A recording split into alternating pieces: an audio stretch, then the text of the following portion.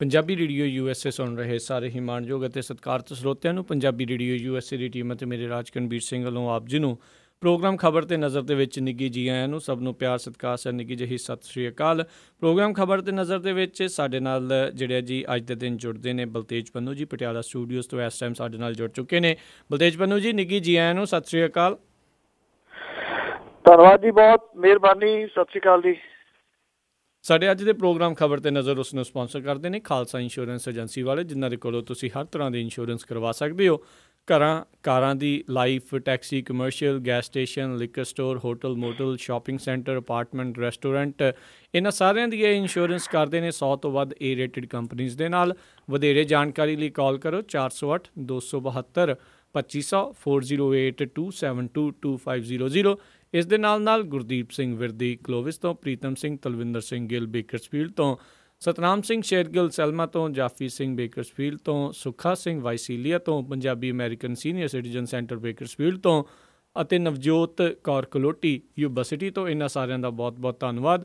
ਜੇ ਤੁਸੀਂ ਜਾਂ ਕੋਈ ਹੋਰ ਕਾਰੋਬਾਰ ਇਸ ਪ੍ਰੋਗਰਾਮ ਨੂੰ ਸਪਾਂਸਰ ਕਰਨਾ ਚਾਹੁੰਦੇ ਹੋ, ਉਸ ਦੇ ਲਈ ਸੰਪਰਕ ਕਰ ਸਕਦੇ ਹੋ। ਨੰਬਰ 408 722 7698 408 722 7698 ਦੇ ਉੱਤੇ। ਅਤੇ ਬਲਤੇਜ ਪੰਨੂ ਜੀ, ਗੱਲਬਾਤ ਦੇ ਸਿਲਸਿਲੇ ਦੇ ਵਿੱਚ ਬਿਹਾਰ ਨੂੰ ਲੈ ਕੇ ਗੱਲ ਕਰਦੇ ਹਾਂ। ਲਾਲੂ ਅਤੇ ਨਤੀਸ਼ ਜਿਹੜੇ ਆ ਉਹ ਮਿਲ ਕੇ ਚੋਣ ਲੜਨਗੇ। ਥੋੜੇ ਵਖਰੇਵਿਆਂ ਤੋਂ ਬਾਅਦ, ਥੋੜੇ ਵਾਦ ਤੋਂ ਬਾਅਦ ਤਕਰੀਬਨ ਜਿਹੜੇ ਜੀ ਇਹ ਸਹਿਮਤ ਹੋ ਗਏ ਨੇ। ਮੁਲਾਇਮ ਸਿੰਘ ਯਾਦਵ ਨੇ ਜਿਹੜੀ ਹੈ ਜੀ ਉਹ ਵਿਚੋਲਗੀ ਕੀਤੀ ਆ ਜੀ। ਬਿਹਾਰ ਦੇ ਵਿੱਚ ਜਿਹੜਾ ਗੱਠਜੋੜ ਨੂੰ ਲੈ ਕੇ ਜਿਹੜਾ ਚੱਲ ਰਿਹਾ ਪਿਛਲੇ ਦਿਨਾਂ ਤੋਂ ਚਰਚਾ ਸੀਗਾ ਜੀ, ਉਹਦਾ ਕਾਫੀ ਹੱਲ ਜਿਹੜਾ ਉਹ ਕੱਢ ਲਿਆ ਗਿਆ। ਜਿਹੜੇ ਇਸ ਵੇਲੇ ਸੱਤਾਧਾਰੀ ਨੇ ਜਨਤਾ ਦਲ ਯੂ ਤੇ ਲਾਲੂ ਪ੍ਰਸਾਦ ਯਾਦਵ ਦੀ ਅਗਵਾਈ ਵਾਲੀ ਜਿਹੜੀ ਹੈ ਜੀ ਰਾਸ਼ਟਰੀ ਜਨਤਾ ਦਲ ਇਕੱਠਿਆਂ ਤੌਰ ਦੇ ਉੱਤੇ ਵਿਧਾਨ ਸਭਾ ਦੀਆਂ ਚੋਣਾਂ ਜਿਹੜਾ ਉਹ ਲੜੂਗੀ। ਦੋਵਾਂ ਧਿਰਾਂ ਦੇ ਵਿੱਚ ਸੀਟਾਂ ਦੀ ਵੰਡ ਦੇ ਵਾਸਤੇ 6 ਮੈਂਬਰੀ ਕਮੇਟੀ ਜਿਹੜੀ ਉਹ ਵੀ ਬਣਾ ਦਿੱਤੀ ਗਈ ਆ। ਭਾਜਪਾ ਨੂੰ ਰੋਕਣ ਦੇ ਵਾਸਤੇ ਕਾਂਗਰਸ ਨੂੰ ਵੀ ਨਾਲ ਰਲਾਉਣ ਦੀ ਕੋਸ਼ਿਸ਼ ਤਹਿਤ ਬਿਹਾਰ ਦੇ ਮੁੱਖ ਮੰਤਰੀ ਨਿਤਿਸ਼ ਕੁਮਾਰ ਨੇ ਰਾਹੁਲ ਗਾਂਧੀ ਦੇ ਨਾਲ ਮੁਲਾਕਾਤ ਜਿਹੜੀ ਹੈ ਜੀ ਉਹ ਕੀਤੀ ਹੈ। ਲਾਲੂ ਯਾਦਵ ਜਿਹੜੇ ਨੇ ਉਹ ਸੋਨੀਆ ਗਾਂਧੀ ਦੇ ਨਾਲ ਮੁਲਾਕਾਤ ਜਿਹੜਾ ਉਹ ਕਰਨਗੇ। ਪਿਛਲੇ ਕੁਝ ਦਿਨਾਂ ਤੋਂ ਸ਼ਬਦੀ ਜੰਗ ਜਿਹੜੀ ਸੀ ਉਹ ਚੱਲ ਰਹੀ ਸੀ ਜਨਤਾ ਦਲ ਯੂ ਤੇ RJD ਦੇ ਨੇਤਾਵਾਂ ਦੇ ਵਿੱਚ। ਔਰ ਇਸ ਟਾਈਮ ਦੇ ਉੱਤੇ ਫਿਰ ਜੀ ਸਮਾਜਵਾਦੀ ਪਾਰਟੀ ਦੇ ਮੁਖੀ ਮੁਲਾਇਮ ਸਿੰਘ ਯਾਦਵ ਜਿਹੜੇ ਨੇ ਉਹ ਅੱਗੇ ਆਏ ਔਰ ਉਹਨਾਂ ਨੇ ਦੋਨਾਂ ਦਾ ਸਮਝੌਤਾ ਜਿਹੜਾ ਦੀ ਉਹ ਕਰਾਇਆ, ਇਹ ਦੱਸ ਕੇ ਕਿ ਜੇ ਤੁਸੀਂ ਆਪਸ ਦੇ ਵਿੱਚ ਉਲਝੋਗੇ ਤਾਂ ਇੱਥੇ ਜਿਹੜਾ ਬਾਜੀ ਹੈ ਜੀ ਉਹ ਫਿਰ BJP ਲੈ ਜਾਊਗੀ, ਫਿਰ ਤੁਸੀਂ ਜਿਹੜਾ ਦੀ ਉਹ ਵੇਖਦੇ ਰਹੋਗੇ। ਉਧਰ ਜਿਹੜਾ ਚੋਣ ਕਮਿਸ਼ਨ ਹੈ ਉਹਨੇ ਵੀ ਆਪਣੇ ਦੌਰੇ ਜਿਹੜੇ ਨੇ ਉਹ ਵਧਾ ਦਿੱਤੇ ਨੇ ਜੀ ਬਿਹਾਰ ਦੇ ਵਿੱਚ।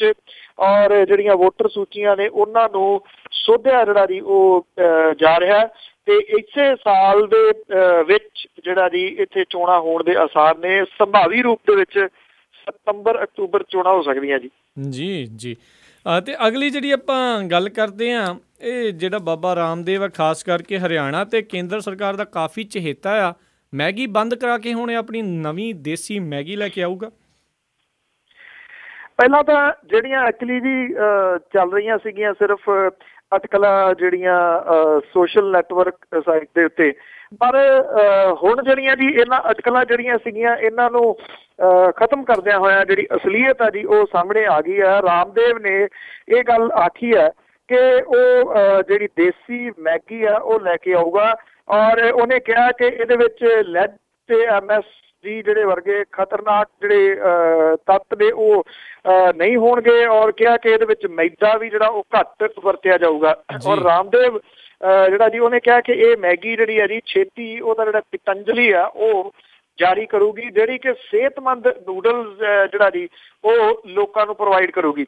ਰਾਮਦੇਵ ਨੇ ਐਲਾਨ ਕੀਤਾ ਹੈ ਕਿ ਪਤੰਜਲੀ ਯੋਗ ਜਿਹੜੀ ਸੰਸਥਾ ਹੈ ਉਹ ਮੈਗੀ ਦਾ ਸਿਹਤਮੰਦ ਬਦਲ ਜਿਹੜਾ ਜੀ ਉਹ ਪੇਸ਼ ਕਰਨ ਜਾ ਰਹੀ ਹੈ, ਜਿਹੜਾ ਕਿ ਬੱਚਿਆਂ ਨੂੰ ਸਵਾਦ ਉਹਦਾ ਪਸੰਦ ਜਿਹੜਾ ਉਹ ਵਾਪਸ ਕਰਨ ਦਾ ਵਾਅਦਾ ਜਿਹੜਾ ਜੀ ਉਹ ਕੀਤਾ ਗਿਆ ਉਹਨੇ। ਕਿਉਂਕਿ ਇਸ ਮਸਲੇ ਦੇ ਉੱਤੇ ਜਿਹੜਾ ਜੀ ਪਹਿਲਾਂ ਫੋਟੋ ਵੀ ਇੱਕ ਚੱਲ ਰਹੀ ਸੀ ਕਿ ਸ਼ਾਇਦ ਇਹ ਜਿਹੜੀ ਹੈ ਜੀ ਆ ਰਹੀ ਹੈ ਮੈਗੀ, ਪਰ ਇਹਦੇ ਬਾਰੇ ਰਾਮਦੇਵ ਨੇ ਕਿਹਾ ਕਿ ਇਹ ਗਲਤ ਬਣਾਈ ਹੋਈ ਹੈ। ਪਰ ਉਹਨੇ ਕਿਹਾ ਕਿ ਅਸੀਂ ਜਿਹੜੀ ਦੇਸੀ ਨੂਡਲਸ ਆ ਮੈਗੀ ਜਿਹੜੀਆਂ ਨੇ ਉਹ ਲੈ ਕੇ ਜ਼ਰੂਰ ਆਵਾਂਗੇ। ਰਾਮਦੇਵ ਨੇ ਇਹ ਵੀ ਕਿਹਾ ਕਿ ਮੈਗੀ ਦੇ ਮਾਲਕ ਜਿਹੜੇ ਨੇ ਨੈਸਲੇ ਉਹ ਲੋਕਾਂ ਨੂੰ ਜ਼ਹਿਰ ਜਿਹੜਾ ਉਹ ਪਰੋਸਣ ਦੇ ਵਾਸਤੇ ਮੁਲਕ ਵਾਲਿਆਂ ਤੋਂ ਮੁਆਫੀ ਜਿਹੜੀ ਹੈ ਜੀ ਉਹ ਮੰਗਣ ਮਾਫੀ ਰਾਜੇ ਰਾਮਦੇਵ ਨੇ ਵੀ ਨਹੀਂ ਮੰਗੀ, ਜਿਹੜੇ ਡੰਗਰਾਂ ਦੀਆਂ ਹੱਡੀਆਂ ਤੇ ਹੋਰ ਕਈ ਕੁਝ ਜਿਹੜਾ ਜੀ ਉੱਥੇ ਆਪਣੀਆਂ ਦਵਾਈਆਂ ਦੇ ਵਿੱਚ ਪਾਈ ਜਾਂਦਾ। ਸੋ ਅਸਲ ਜਿਹੜਾ ਜੀ ਇਹ ਕਹਾਣੀ ਹੁਣ ਬਹੁਤੀ ਜਿਹੜੀ ਹੈ ਜੀ ਉਹ ਸਾਹਮਣੇ ਆ ਗਈ ਹੈ ਕਿ ਦੇਸੀ ਮੈਗੀ ਜਿਹੜੀ ਹੈ ਜੀ ਉਹਦੀ ਵਜ੍ਹਾ ਕਰਕੇ ਸ਼ਾਇਦ ਇਹ ਸਾਰਾ ਕੁਝ ਇੰਨਾ ਰੌਲਾ ਰੱਪਾ ਜਿਹੜਾ ਜੀ ਉਹ ਪਵਾਇਆ ਗਿਆ ਜੀ। ਅਤੇ ਨਾਲ ਹੀ ਇਸ ਦੇ ਜੁੜਵੀਂ ਜੇ ਗੱਲ ਕਰੀਏ ਵੀ ਜੇ ਮੈਗੀ ਵਾਲਾ ਜਿਹੜਾ ਖਾਸ ਕਰਕੇ ਜਿਹੜਾ ਪੰਜਾਬ ਦੇ ਵਿੱਚ ਇਹਨਾਂ ਦਾ ਪਲਾਂਟ ਜਿਹੜਾ ਬੰਦ ਹੋ ਜਾਊਗਾ ਤਾਂ ਬਹੁਤ ਸਾਰੀ ਜਿਹੜੀ ਇੰਪਲੋਇਮੈਂਟ ਆ, ਰੁਜ਼ਗਾਰ ਉਹ ਵੀ ਜਾਊਗਾ। ਆਲਰੇਡੀ ਜਿਹੜੇ ਨੌਜਵਾਨ ਆ ਜਾਂ ਬਾਕੀ ਲੋਕ ਰੁਜ਼ਗਾਰ ਨੂੰ ਤਰਸ ਰਹੇ ਆ। ਬਿਲਕੁਲ, ਜਿਹੜਾ ਨੈਸਲੇ ਦਾ ਪਲਾਂਟ ਮੋਗੇ ਦੇ ਵਿੱਚ ਹੈ ਜੀ, ਐਕਚੁਅਲੀ ਇਹਦੇ ਬਾਰੇ ਅਟਕਲਾਂ ਤਾਂ ਪਹਿਲਾਂ ਵੀ ਕਾਫੀ ਚੱਲਦੀਆਂ ਰਹੀਆਂ ਨੇ ਜੀ, ਕਾਫੀ ਸਾਲਾਂ ਤੋਂ, ਤਕਰੀਬਨ 2 ਸਾਲ ਤੋਂ ਜ਼ਿਆਦਾ। ਕਿਹਾ ਇਹ ਜਾ ਰਿਹਾ ਹੈ ਕਿ ਨੈਸਲੇ ਦੇ ਉੱਤੇ ਦਬਾਅ ਜਿਹੜਾ ਜੀ ਉਹ ਪਾਇਆ ਜਾ ਰਿਹਾ ਹੈ, ਠੀਕ ਉਸੇ ਤਰੀਕੇ ਦੇ ਨਾਲ ਜਿਵੇਂ ਬਾਕੀ ਇੰਡਸਟਰੀ ਜਿਹੜੀ ਹੈ ਨਾ ਜੀ ਉਹ ਭੱਜ ਗਈ ਆ ਇੱਥੋਂ ਪੰਜਾਬ ਦੇ ਵਿੱਚੋਂ। ਗੋਬਿੰਦਗੜ੍ਹ ਤਾਂ ਤਕਰੀਬਨ ਖਾਲੀ ਹੋ ਗਿਆ ਜੀ ਇੰਡਸਟਰੀ ਤੋਂ। ਜਿੰਨੀ ਕੁ ਬਿਜਲੀ ਇਸ ਵੇਲੇ ਮਿਲ ਰਹੀ ਹੈ ਪੰਜਾਬ ਨੂੰ, ਉਹਦਾ ਰੀਜ਼ਨ ਇਹੀ ਹੈ ਕਿ ਇੰਡਸਟਰੀ ਜਿਹੜੀ ਹੈ ਜੀ ਉਹ ਬਹੁਤੀ ਜਾਂ ਤਾਂ ਹੋਗੀ ਜਾਂ ਇੱਥੋਂ ਸ਼ਿਫਟ ਜਿਹੜੀ ਹੈ ਜੀ ਉਹ ਕਰ ਗਈ। ਨੈਸਲੇ ਨੂੰ ਵੀ ਜਿਹੜੀਆਂ ਅਟਕਲਾਂ ਇੱਦਾਂ ਦੀਆਂ ਪਿਛਲੇ ਸਮੇਂ ਦੇ ਦੌਰਾਨ ਚੱਲਦੀਆਂ ਰਹੀਆਂ ਨੇ। ਨੈਸਲੇ ਵਾਲਿਆਂ ਨੇ ਆਪਣਾ ਮੋਗੇ ਵਾਲਾ ਜਿਹੜਾ ਪਲਾਂਟ ਹੈ ਜੀ ਉਹ ਹਾਲ ਦੀ ਘੜੀ ਇਹਨੂੰ ਬੰਦ ਕਰਤਾ ਜੀ। ਇੱਥੋਂ ਜਿੰਨਾ ਵੀ ਪ੍ਰੋਡਕਸ਼ਨ ਪਹਿਲਾਂ ਹੁੰਦੀ ਸੀ ਉਹ ਸਾਰੀ ਦੀ ਸਾਰੀ ਬੰਦ ਹੋ ਗਈ ਹੈ। ਬਿਲਕੁਲ ਤੁਹਾਡੀ ਗੱਲ ਸਹੀ ਆ, ਇੱਥੇ ਹਜ਼ਾਰਾਂ ਜਿਹੜੇ ਇੱਥੇ ਕੰਮ ਕਰਨ ਵਾਲੇ ਸਨ ਜੀ ਉਹ ਬੇਰੁਜ਼ਗਾਰ ਹੋ ਗਏ। ਉਹਨਾਂ ਨੂੰ ਆਪਣੇ ਭਵਿੱਖ ਦਾ ਕੋਈ ਨਹੀਂ ਪਤਾ ਕਿ ਕਿਹੜੇ ਪਾਸੇ ਵੱਲ ਨੂੰ ਉਹ ਜਿਹੜਾ ਜਾਣਗੇ। ਇਹਦੇ ਨਾਲ ਨਾ ਸਿਰਫ ਇੱਥੇ ਕੰਮ ਕਰਨ ਵਾਲੇ ਜਿਹੜੇ ਜੁੜੇ ਹੋਏ ਨੇ, ਬਲਕਿ ਪੰਜਾਬ ਦੀ ਇੱਕ ਅਹਿਮ ਹਿੱਸਾ ਜਿਹੜਾ ਜ਼ਿਮੀਂਦਾਰ ਹੈ, ਜਿਹੜਾ ਕਿਸਾਨ ਹੈ, ਉਹਦੇ ਵੀ ਸਿੱਧਾ ਡਾਇਰੈਕਟ ਲਿੰਕ ਜਿਹੜਾ ਜੀ ਇਸ ਨੈਸਲੇ ਦੇ ਨਾਲ ਹੈ। ਕਿਉਂਕਿ ਨੈਸਲੇ ਜਿਹੜਾ ਹੈ ਜੀ ਉਹ ਪਿੰਡਾਂ ਥਾਵਾਂ ਦੇ ਉੱਤੋਂ ਮਾਲਵੇ ਦੀ ਬੈਲਟ ਤੇ ਕੋਈ ਦੁਆਬੇ ਦੀ ਜਿਹੜੀ ਬੈਲਟ ਹੈ ਉੱਥੋਂ ਉਹ ਦੁੱਧ ਚੁੱਕਦੇ ਨੇ ਡੇਲੀ ਬੇਸਿਸ ਦੇ ਉੱਤੇ। ਬੇਸ਼ੱਕ ਉਹ ਫੈਟ ਦੇ ਤੇ ਆਧਾਰਿਤ ਜਿਹੜਾ ਦੁੱਧ ਲੈਂਦੇ ਨੇ, ਪਰ ਉਹਦੇ ਵਿੱਚ ਇਉਂ ਹੈ ਜੀ ਕਿ ਉਹਦੇ ਪੈਸੇ ਨਹੀਂ ਮਰਦੇ ਜਿਹੜੇ ਕਿਸਾਨਾਂ ਦੇ। ਤੋ ਦੁੱਧ ਦਾ ਜਿਹੜਾ ਕਾਰੋਬਾਰ ਜਿਹੜੇ ਕਰਦੇ ਨੇ ਕਿਸਾਨ, ਜਿਹੜੇ ਇਸ ਮੋਗੇ ਵਾਲੀ ਡੈਰੀ ਨੂੰ ਜਿਹੜਾ ਦੁੱਧ ਪਾਉਂਦੇ ਸਨ, ਉਹ ਵੀ ਸਾਰੇ ਦੇ ਸਾਰੇ ਜਿਹੜੇ ਜੀ ਇਸ ਗੱਲੋਂ ਫਿਕਰਮੰਦੀ ਦੇ ਵਿੱਚ ਨੇ ਕਿ ਉਹ ਕਿਹੜੇ ਪਾਸੇ ਵੱਲ ਨੂੰ ਜਿਹੜਾ ਜੀ ਉਹ ਜਾਣਗੇ ਜਦੋਂ ਇਹ ਨੈਸਲੇ ਦੇ ਪ੍ਰੋਡਕਟ ਜਿਹੜੇ ਉਹ ਬੰਦ ਹੋ ਜਾਣਗੇ ਜੀ। ਕਿੰਨਾ ਕੁ ਬਿਜ਼ਨਸ ਹੈਗਾ ਜੀ ਇਹ ਮੈਗੀ ਦਾ, ਕੱਲੀ ਮੈਗੀ ਦਾ, ਇਹਦਾ ਤੁਸੀਂ ਅੰਦਾਜ਼ਾ ਇੱਥੋਂ ਲਾ ਸਕਦੇ ਹੋ ਜੀ। 2700 ਕਰੋੜ ਰੁਪਈਆ ਸਾਲਾਨਾ ਮੈਗੀ ਦਾ ਬਿਜ਼ਨਸ ਜਿਹੜਾ ਜੀ ਕਿਹਾ ਜਾ ਰਿਹਾ। ਔਰ ਇਹਦੇ ਉੱਤੇ ਕਈਆਂ ਦੀ ਜਿਹੜੀ ਹੈ ਜੀ ਉਹ ਅੱਖ ਇਸ ਬਿਜ਼ਨਸ ਦੇ ਉੱਤੇ ਹੈ ਤੇ ਕਈਆਂ ਦੀ ਟੇਢੀ ਅੱਖ ਵੀ ਹੈ ਜੀ। ਬਿਲਕੁਲ ਜੀ, ਜਿੱਦਾਂ ਤੁਸੀਂ ਦੱਸਿਆ ਵੀ 2700 ਕਰੋੜ ਇੱਕ ਬਹੁਤ ਵੱਡਾ ਅਮਾਊਂਟ ਆ ਤੇ ਰਾਮਦੇਵ ਤਾਂ ਹੀ ਜਿਹੜੀ ਆ ਦੇਸੀ ਮੈਗੀ ਜਿਹੜੀ ਲੈ ਕੇ ਆ ਰਿਹਾ। ਤੇ ਜਿੱਦਾਂ ਤੁਸੀਂ ਦੱਸਿਆ ਵੀ ਦੁੱਧ ਵਾਲਿਆਂ ਦੇ ਲਈ ਤੇ ਉੱਥੋਂ ਜਿਹੜੇ ਰੁਜ਼ਗਾਰ ਕਰਨ ਵਾਲੇ ਆ ਉਹਨਾਂ ਦੇ ਲਈ ਕਹਿ ਸਕਦੇ ਹਾਂ ਵੀ ਔਖੀ ਘੜੀ ਆ ਰਹੀ ਆ। ਅਤੇ ਨਾਲ ਹੀ ਨੈਸਲੇ ਵਾਲਿਆਂ ਨੂੰ ਲੈ ਕੇ ਗੱਲ ਕਰਦੇ, ਕੇਂਦਰ ਦੀ ਸਰਕਾਰ ਨੈਸਲੇ ਨੂੰ ਅਦਾਲਤ 'ਚ ਜਿਹੜੀ ਘਸੀਟੂਗੀ ਜੀ। ਇਹ ਜਿਹੜੇ ਹੱਦ ਤੋਂ ਵੱਧ ਜਿਹੜਾ ਇਹਦੇ ਵਿੱਚ ਲੈਡ ਤੇ ਜਿਹੜਾ OMG ਆ ਉਹ ਮਿਲਣ ਤੋਂ ਬਾਅਦ ਜਿਹੜਾ ਖੁਰਾਕ ਸੁਰੱਖਿਆ ਮਿਆਰ ਅਥਾਰਟੀ ਜਿਹੜੀ ਆ ਜੀ ਉਹ ਕਿਉਂਕਿ ਸਵਾਲਾਂ ਦੇ ਘੇਰੇ ਦੇ ਵਿੱਚ ਆਈ ਆ, ਉਹਨੇ ਨੈਸਲੇ ਇੰਡੀਆ ਦੀਆਂ ਜਿਹੜੀਆਂ ਮੁਸੀਬਤਾਂ ਨੇ ਉਹ ਵਧਾਉਣ ਦਾ ਹੁਣ ਜਿਹੜਾ ਜੀ ਫੈਸਲਾ ਕੀਤਾ। ਔਰ ਸਰਕਾਰ ਨੇ ਮੈਗੀ ਦੇ ਮੁੱਦੇ ਦੇ ਉੱਤੇ ਨੈਸਲੇ ਦੇ ਖਿਲਾਫ ਜਿਹੜੇ ਜੀ ਹੋਰ ਸਖਤ ਕਦਮ ਜਿਹੜੇ ਚੁੱਕਦਿਆਂ ਹੋਇਆ ਗੈਰ ਕਾਨੂੰਨੀ ਵਪਾਰ, ਵਤੀਰੇ ਤੇ ਗੁੰਮਰਾਹਕੁੰਨ ਇਸ਼ਤਿਹਾਰਾਂ ਦੇ ਵਾਸਤੇ ਜਿਹੜੀ ਕੰਪਨੀ ਹੈ ਜੀ ਉਹਨੂੰ ਕੌਮੀ ਖਪਤਕਾਰਵਾਦ ਜਿਹੜੀ ਕਮਿਸ਼ਨ ਆ ਉਹਦੇ ਵਿੱਚ ਘਸੀਟ ਲਿਆ। ਕੰਪਨੀ ਦੇ ਖਿਲਾਫ ਹੋਰ ਕਾਰਵਾਈਆਂ ਦੇ ਨਾਲ ਨਾਲ ਜੁਰਮਾਨਾ ਲਾਉਣ ਦੀ ਮੰਗ ਵੀ ਜਿਹੜੀ ਹੈ ਜੀ ਉਹ ਕੀਤੀ ਜਾ ਸਕਦੀ ਹੈ। ਇਹਦੇ ਸੰਬੰਧ ਵਿੱਚ ਜਿਹੜੇ ਸੋਲਿਸਿਟਰ ਜਨਰਲ ਨੇ ਉਹਦੇ ਤੋਂ ਵੀ ਰਾਏ ਜਿਹੜੀ ਆ ਉਹ ਮੰਗੀ ਗਈ ਹੈ। ਗੋਆ 11ਵਾਂ ਸੂਬਾ ਬਣ ਗਿਆ ਜਿਹਨੇ ਮੈਗੀ ਤੇ ਪਾਬੰਦੀ ਜਿਹੜੀ ਹੈ ਜੀ ਉਹ ਲਾਈ ਹੈ। ਬਹਿਰੀਨ ਨੇ ਭਾਰਤ ਤੋਂ ਆਉਂਦੀ ਜਿਹੜੀ ਮੈਗੀ ਆ ਉਹਦੇ ਉੱਤੇ ਪਾਬੰਦੀ ਲਾਤੀ ਆ। ਔਰ ਇਹ ਵੀ ਪਤਾ ਲੱਗਿਆ ਜੀ ਕਿ ਕੈਨੇਡਾ ਦੇ ਵੱਲੋਂ ਵੀ ਮੈਗੀ ਦੇ ਖਿਲਾਫ ਜਿਹੜੀ ਆ ਉਹ ਜਾਂਚ ਕੀਤੀ ਜਾ ਰਹੀ ਹੈ। ਗੋਆ ਦੇ ਮੁੱਖ ਮੰਤਰੀ ਲਕਸ਼ਮੀਕਾਂਤ ਪਰਸੋਕਰ ਜਿਹੜਾ ਜੀ ਉਹਨੇ ਮੈਗੀ ਦੇ ਉੱਤੇ ਪਾਬੰਦੀ ਲਾਉਣ ਦਾ ਐਲਾਨ ਕੀਤਾ ਹੈ। ਰਾਜ ਦੇ ਵਿੱਚੋਂ ਉਹਨੇ ਕਿਹਾ ਕਿ ਬੇਸ਼ੱਕ ਇਹਦੇ ਵਿੱਚੋਂ ਕੋਈ ਹਾਨੀਕਾਰਕ ਤੱਤ ਨਹੀਂ ਮਿਲੇ, ਇਹ ਕੇਰਲਾ ਨੇ ਜਿਹੜਾ ਗੋਆ ਨੇ ਮਾਫ ਕਰਨਾ ਕਿਹਾ ਔਰ ਕਿਹਾ ਕਿ ਬੇਸ਼ੱਕ ਇਹ ਤੱਤ ਨਹੀਂ ਮਿਲੇ, ਪਰ ਕਨਫੈਡਰੇਸ਼ਨ ਆਫ ਇੰਡੀਆ ਟ੍ਰੇਡਰਸ ਨੇ ਕੇਂਦਰੀ ਸਿਹਤ ਮੰਤਰੀ JP ਨੱਡਾ ਤੇ ਬਾਕੀ ਜਿਹੜੇ ਨੇ ਉਹਨਾਂ ਨੂੰ ਚਿੱਠੀ ਲਿਖ ਕੇ ਮੰਗ ਕੀਤੀ ਹੈ ਜੀ ਕਿ ਬ੍ਰਾਂਡ ਅੰਬੈਸਡਰ ਜਿਹੜੇ ਨੇ ਉਹਨਾਂ ਦੇ ਖਿਲਾਫ ਵੀ ਸਖਤ ਕਾਰਵਾਈ ਜਿਹੜੀ ਹੈ ਜੀ ਉਹ ਕੀਤੀ ਜਾਵੇ। ਗੋਆ ਵਾਲੇ ਕਹਿੰਦੇ ਖਤਰਨਾਕ ਤੱਤ ਕੋਈ ਨਹੀਂ ਨਿਕਲੇ, ਪਰ ਕਿਉਂਕਿ ਬਾਕੀ ਪਾਬੰਦੀ ਲਾ ਰਹੇ ਆ ਇਸ ਕਰਕੇ ਅਸੀਂ ਪਿੱਛੇ ਥੋੜੀ ਰਹਿਣਾ ਜੀ। ਸੋ ਇਸ ਤੋਂ ਤੁਸੀਂ ਅੰਦਾਜ਼ਾ ਲਾ ਸਕਦੇ ਹੋ ਕਿ ਰਾਜਾਂ ਨੂੰ ਖਾਸ ਤੌਰ ਦੇ ਉੱਤੇ ਹਦਾਇਤਾਂ ਨੇ ਜੀ ਇੱਕ ਕਿਸਮ ਦੀਆਂ, ਇਹਦੇ ਉੱਤੇ ਪਾਬੰਦੀ ਜਿਹੜੀ ਆ ਉਹ ਲਾਓ ਤੁਸੀਂ ਜੀ। ਅਤੇ ਅਦਾਲਤ ਨੂੰ ਲੈ ਕੇ ਜਾ ਰਹੇ ਵੀ ਗੁੰਮਰਾਹਕੁੰਨ ਜਿਹੜੇ ਉਹ ਚੀਜ਼ਾਂ ਕਰ ਰਹੇ ਨੇ ਤੇ ਅਮਿਤਾਭ ਬੱਚਨ ਵਰਗੇ ਤੇ ਹੋਰ ਬੜੇ ਨਾਮੀ ਕਲਾਕਾਰ ਵੀ ਉਹ ਵੀ ਇਹਨਾਂ ਦੀ ਜਿਹੜੀ ਉਹ ਕਰਦੇ ਰਹੇ ਨੇ। ਕੀ ਉਹਨਾਂ ਦੇ ਉੱਤੇ ਵੀ ਕੁਝ ਕੀਤਾ ਜਾਊਗਾ ਕਿ ਇਹਨਾਂ ਦੇ ਨੇੜਲੇ ਛੱਡ ਦਿੱਤੇ ਜਾਣਗੇ? ਨਹੀਂ, ਪਰਚਾ ਤਾਂ ਦਰਜ ਹੋ ਗਿਆ ਜੀ ਉਹਨਾਂ ਦੇ ਉੱਤੇ। ਅਮਿਤਾਭ ਬੱਚਨ ਤੇ ਵੀ ਹੋਇਆ ਜੀ, ਮਾਧੁਰੀ ਦੀਕਸ਼ਿਤ ਤੇ ਵੀ, ਪ੍ਰੀਤੀ ਜਿੰਟਾ ਦੇ ਉੱਤੇ ਵੀ, 3 ਜਾਣਿਆਂ ਦੇ ਉੱਤੇ ਜਿਹੜਾ ਜੀ ਇਹ ਪਰਚਾ ਦਰਜ ਹੋਇਆ। ਇਹਦੇ ਵਿੱਚ ਉਹਨਾਂ ਦੀ ਗ੍ਰਿਫਤਾਰੀ ਹੁੰਦੀ ਆ ਜਾਂ ਨਹੀਂ, ਇਹਦਾ ਅਜੇ ਨਹੀਂ ਕੁਝ ਵੀ ਕਿਹਾ ਜਾ ਸਕਦਾ ਜੀ, ਵੀ ਉਹਨਾਂ ਨੂੰ ਅਗਾਊਂ ਜ਼ਮਾਨਤ ਮਿਲ ਜਾਂਦੀ ਆ ਜਾਂ ਉਹਨਾਂ ਦੀ ਗ੍ਰਿਫਤਾਰੀ ਜਿਹੜੀ ਹੁੰਦੀ ਜੀ। ਤੇ ਅਗਲੀ ਜੇ ਗੱਲ ਕਰੀਏ ਪੰਜਾਬ ਦੇ ਵਿੱਚ ਸੜਕਾਂ ਦੇ ਹਾਲਾਤ ਨੂੰ ਲੈ ਕੇ ਵੀ, ਜਿਨ੍ਹਾਂ ਦੇ ਉੱਤੇ ਵਿਸ਼ੇਸ਼ ਤੌਰ 'ਤੇ ਬਾਦਲਾਂ ਦੀ ਮਿਹਰ ਆ, ਉਹ ਸੜਕਾਂ ਦੀ ਪੌਂ-ਬਾਰਾਂ ਆ, ਤੇ ਬਾਕੀ ਸੜਕਾਂ ਦੇ ਖਸਤਾ ਹਾਲਾਤ ਆ। ਸੜਕਾਂ ਦਾ ਜਿਹੜਾ ਮਾਮਲਾ ਜੀ, ਇਹ ਚਰਚਿਤ ਪੱਲਣਪੁਰ ਤੋਂ ਹੀ ਅਸਲ ਦੇ ਵਿੱਚ ਹੋਇਆ। ਜਿਹੜੀ ਬਾਦਲਾਂ ਦੇ ਰਿਜ਼ੋਰਟ ਨੂੰ ਜਾਂਦੀ ਜਿਹੜੀ ਸੜਕ ਹੈ, ਉਹ ਕਿਵੇਂ ਦਿਨਾਂ ਦੇ ਵਿੱਚ ਜਿਹੜੀ ਆ ਜੀ ਉਹ ਤਿਆਰ ਹੋ ਰਹੀ ਹੈ। ਬੜੀ ਤੇਜ਼ੀ ਦੇ ਨਾਲ ਉਹਦੇ ਉੱਤੇ ਕੰਮ ਚੱਲਦਾ ਸੀਗਾ। ਹਾਲਾਂਕਿ ਹਾਲ ਦੀ ਘੜੀ ਅਦਾਲਤ ਨੇ ਉਹਦੇ ਉੱਤੇ ਸਟੇ ਜਿਹੜਾ ਜੀ ਉਹ ਲਾਇਆ। ਜਿਹੜੀ ਗ੍ਰੇਟਰ ਮੋਹਾਲੀ ਡਿਵੈਲਪਮੈਂਟ ਅਥਾਰਟੀ ਹੈ, ਉਹਦੀਆਂ 2 ਸੜਕਾਂ ਦਾ ਜਿਹੜਾ ਜੀ ਇਸ ਵੇਲੇ ਨਿਰਮਾਣ ਹੈ, ਉਹਦੇ ਵਿੱਚ ਜ਼ਮੀਨ ਅਸਮਾਨ ਦਾ ਜਿਹੜਾ ਉਹ ਫਰਕ ਹੈ। ਇੱਕ ਤਾਂ ਨਿਊ ਚੰਡੀਗੜ੍ਹ ਤੋਂ ਬਾਦਲ ਪਰਿਵਾਰ ਦੇ ਪੱਲਣਪੁਰ ਵਾਲੇ ਰਿਜ਼ੋਰਟ ਨੂੰ ਜਾਂਦੀ ਹੈ 100 ਫੁੱਟੀ ਸੜਕ। ਇਸ ਸੜਕ ਦਾ ਨਿਰਮਾਣ ਜਿਹੜਾ ਜੀ ਉਹ ਤੇਜ਼ੀ ਨਾਲ ਜਾਰੀ ਹੈ। ਦੂਜੇ ਪਾਸੇ ਮੋਹਾਲੀ ਦੇ ਸੈਕਟਰ 97 ਇਸ ਤੋਂ ਲੈ ਕੇ 106 ਤੇ 107 ਵਾਲੀ ਜਿਹੜੀ ਸੜਕ ਹੈ, ਇਹ ਬਨੂੜ ਖਰੜ ਹਾਈਵੇ ਨੂੰ ਮੋਹਾਲੀ ਚੰਡੀਗੜ੍ਹ ਦੇ ਨਾਲ ਜੋੜਨ ਵਾਲੀਆਂ ਸੜਕਾਂ ਦੇ ਵਿੱਚ ਜਿਹੜੀ ਹੈ ਜੀ ਉਹ ਸ਼ੁਮਾਰ ਹੈ। ਇਹ ਅਜੇ ਵੀ ਕੱਚੀ ਹੈ, ਥਾਂ ਦੇ ਉੱਤੇ ਘਾਹ ਜਿਹੜਾ ਜੀ ਉਹ ਗਿਆ ਹੋਇਆ। ਕਈ ਸਾਲ ਜਿਹੜੇ ਜੀ ਉਹ ਹੋ ਗਏ ਇਸ ਸੜਕ ਨੂੰ ਬਣਦਿਆਂ। 2006 ਤੋਂ ਲੈ ਕੇ ਹੁਣ ਤੱਕ ਇੰਨੇ ਸਾਲਾਂ ਦੇ ਵਿੱਚ ਗਮਾਡਾ ਜਿਹੜੀ ਹੈ ਜੀ ਉਹ ਅਜੇ ਸੜਕਾਂ ਦੇ ਨਾਲ ਲੱਗਦੀ ਜ਼ਮੀਨ ਜਿਹੜੀ ਉਹਦੇ ਵਿੱਚ ਕਬਜ਼ਾ ਲੈਣ ਦੀ ਪ੍ਰਕਿਰਿਆ ਵੀ ਉਹਨੇ ਪੂਰੀ ਜਿਹੜੀ ਉਹ ਨਹੀਂ ਕੀਤੀ। ਦੂਜੇ ਪਾਸੇ ਬਾਦਲ ਸਰਕਾਰ ਦਾ ਨਿਊ ਚੰਡੀਗੜ੍ਹ ਪ੍ਰੋਜੈਕਟ ਜਿਹੜਾ ਜੀ ਉਹ 3 ਸਾਲਾਂ ਤੋਂ ਸ਼ੁਰੂ ਹੋਇਆ, ਜਦੋਂ ਕਿ ਇਹਦਾ ਕੰਮ ਜਿਹੜਾ ਜੀ ਉਹ ਸਿਖਰ ਦੇ ਉੱਤੇ ਆ। ਗਮਾਡਾ ਨੇ ਬਨੂੜ ਖਰੜ ਜਿਹੜਾ ਹਾਈਵੇ ਆ, ਉਹਨੂੰ ਮੋਹਾਲੀ ਚੰਡੀਗੜ੍ਹ ਨਾਲ ਜੋੜਨ ਵਾਲੀ ਜਿਹੜੀ ਸੜਕੀ ਪ੍ਰੋਜੈਕਟ ਹੈ, ਉਹਦੇ ਸਮਝੌਤਾ ਹੋਣ ਤੋਂ 230 ਦਿਨਾਂ ਦੇ ਵਿੱਚ ਇਹਦੀ ਮੁਕੰਮਲ ਦੀ ਗੱਲ ਕੀਤੀ ਸੀ, ਪਰ ਅਜੇ ਨੇੜੇ ਤੇੜੇ ਵੀ ਜਿਹੜਾ ਜੀ ਉਹ ਕੰਮ ਨਹੀਂ ਲੱਗਿਆ। ਜਿਹੜੇ ਇਹਦੇ ਗਮਾਡਾ ਦੇ ਚੇਅਰਮੈਨ ਨੇ ਸਿਨਹਾ, ਉਪ ਚੇਅਰਮੈਨ ਨੇ, ਉਹ ਇਹ ਕਹੀ ਜਾਂਦੇ ਕਿ ਪੱਲਣਪੁਰ ਵਾਲੀ ਸੜਕ ਜਿਹੜੀ ਹੈ ਜੀ ਉਹਦੇ ਤੇ ਘੱਟ ਲਾਗਤ ਆਉਣੀ ਹੈ, ਜਦੋਂ ਕਿ ਮੋਹਾਲੀ ਖਰੜ ਬਨੂੜ ਮਾਰਗ ਜਿਹੜਾ ਜੀ ਇਹਦੇ ਉੱਤੇ ਪੈਸਾ ਬਹੁਤ ਲੱਗਣਾ। ਇਸ ਕਰਕੇ ਅਸੀਂ ਅਦਾਲਤੀ ਪ੍ਰਕਿਰਿਆ ਜਿਹੜੀ ਹੈ ਜੀ ਉਹਦੇ ਵਿੱਚੋਂ ਲੰਘ ਰਹੇ ਆ, ਜਿਹਦੇ ਕਰਕੇ ਇਹਦੇ ਵਿੱਚ ਡਿਲੇ ਜਿਹੜਾ ਜੀ ਉਹ ਹੋ ਰਿਹਾ ਹੈ। ਪਰ ਅਸਲ ਦੇ ਵਿੱਚ ਡਿਲੇ ਜਿਹੜਾ ਜੀ ਉਹ ਸਾਰਿਆਂ ਨੂੰ ਪਤਾ ਹੈ ਕਿ ਕਿਉਂ ਹੋ ਰਿਹਾ ਹੈ, ਕਿ ਇਹ ਜਿਹੜੀਆਂ ਨੇ ਲੋਕਾਂ ਨੂੰ ਧੱਕੇ ਜਿਹੜੇ ਨੇ ਉਹ ਖਾਈ ਜਾਣਦੇ ਹੋ, ਕਿਉਂਕਿ ਲਾਸਟ ਇੱਕ ਤਾਂ ਮੂਮੈਂਟ ਦੇ ਉੱਤੇ ਜਿਹੜੀਆਂ ਬਹੁਤੀਆਂ ਸੜਕਾਂ ਨੇ ਉਹ ਬਣਾਈਆਂ ਜਾਣਗੀਆਂ 17 ਦੇ ਵਿੱਚ ਜਾਂ ਫਿਰ 16 ਦੇ ਐਂਡ ਤੋਂ ਜੀ, ਤਾਂ ਕਿ ਲੋਕਾਂ ਨੂੰ ਇਹ ਲੱਗੇ ਕਿ ਲਓ ਜੀ ਸੜਕਾਂ ਜਿਹੜੀਆਂ ਉਹ ਸਾਰੀਆਂ ਪੰਜਾਬ ਦੀਆਂ ਬਣ ਗਈਆਂ। ਪਰ ਦੂਜੇ ਪਾਸੇ ਜਿੱਥੇ ਉਹਨਾਂ ਨੇ ਆਪਣੀ ਪ੍ਰਾਪਰਟੀ ਜਿਹੜੀ ਹੈ ਜੀ ਉਹ ਖਰੀਦੀ ਹੋਈ ਹੈ, ਉਹ ਰਾਤੋਂ ਰਾਤ ਪ੍ਰੋਜੈਕਟ ਜਿਹੜੇ ਜੀ ਉਹ ਪਾਸ ਹੋ ਕੇ ਟੈਂਡਰ ਵੀ ਜਾਰੀ ਹੋ ਗਏ, ਟੈਂਡਰ ਜਾਰੀ ਹੋ ਕੇ ਨਾਲ ਦੀ ਨਾਲ ਉਹਦੇ ਉੱਤੇ ਦਿਨ ਰਾਤ ਜਿਹੜਾ ਜੀ ਉਹ ਕੰਮ ਵੀ ਸ਼ੁਰੂ ਹੋ ਗਿਆ। ਜੀ ਬਿਲਕੁਲ ਜੀ, ਆਪਣੀਆਂ ਕਾਵਾਂ ਦੀ ਤਾਂ ਉਹਨਾਂ ਨੂੰ ਮੰਨਣੀ ਪੈਣੀ ਆ। ਅਗਲੀ ਜੇ ਗੱਲ ਕਰੀਏ, ਪੰਜਾਬ ਸੈਕਟਰੀਏਟ ਸੁੰਨਸਾਨ ਆ, ਕੋਈ ਮੰਤਰੀ ਵਗੈਰਾ ਉੱਥੇ ਲੱਭਦਾ ਹੀ ਨਹੀਂ।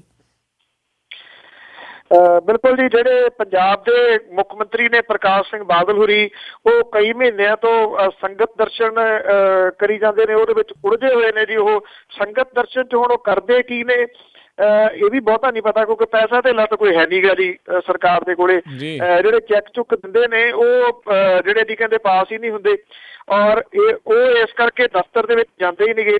ਉਪ ਮੁੱਖ ਮੰਤਰੀ ਸੁਖਬੀਰ ਸਿੰਘ ਬਾਦਲ ਹੋਰੀ ਠੰਡੇ ਮੁਲਕਾਂ 'ਚ ਗਏ ਹੋਏ ਨੇ, ਕਿਉਂਕਿ ਗਰਮੀ ਬਹੁਤ ਇੱਥੇ ਪੈ ਰਹੀ ਹੈ। ਤੇ ਜਦੋਂ ਮੁੱਖ ਮੰਤਰੀ ਵੀ ਉਪ ਮੁੱਖ ਮੰਤਰੀ ਵੀ ਜਿਹੜੇ ਹੈ ਨਹੀਂ ਗਏ, ਤੇ ਉਦੋਂ ਬਾਅਦ ਫਿਰ ਜਿਹੜੇ ਮੰਤਰੀ ਸੰਤਰੀ ਨੇ ਉਹ ਕਿਉਂ ਜਾਣ ਸੈਕਟਰੀਏਟ ਦੇ ਵਿੱਚ। ਉਹਨਾਂ ਨੇ ਵੀ ਆਪੋ ਆਪਣੀਆਂ ਜਿਹੜੀਆਂ ਜੀ ਸਰਗਰਮੀਆਂ ਜਿਹੜੀਆਂ ਨੇ ਬਿਲਕੁਲ ਸੀਮਿਤ ਕਰ ਲਈਆਂ ਨੇ। ਤੇ ਇਸ ਵੇਲੇ ਜਿਹੜਾ ਸੈਕਟਰੀਏਟ ਆ, ਜਿੱਥੇ ਲੋਕ ਪਹਿਲਾਂ ਕੰਮਕਾਰ ਆਪਣਾ ਕਰਾਉਣ ਜਾਂਦੇ ਹੁੰਦੇ ਸਨ, ਉੱਥੇ ਅਸਲ ਦੇ ਵਿੱਚ ਜਿਹੜਾ ਜੀ ਉਹ ਕਾਂ ਬੋਲਦੇ ਨੇ, ਔਰ ਉੱਥੇ ਕੋਈ ਜਿਹੜਾ ਜੀ ਉਹ ਜਾਂਦਾ ਨਹੀਂ ਗਾ।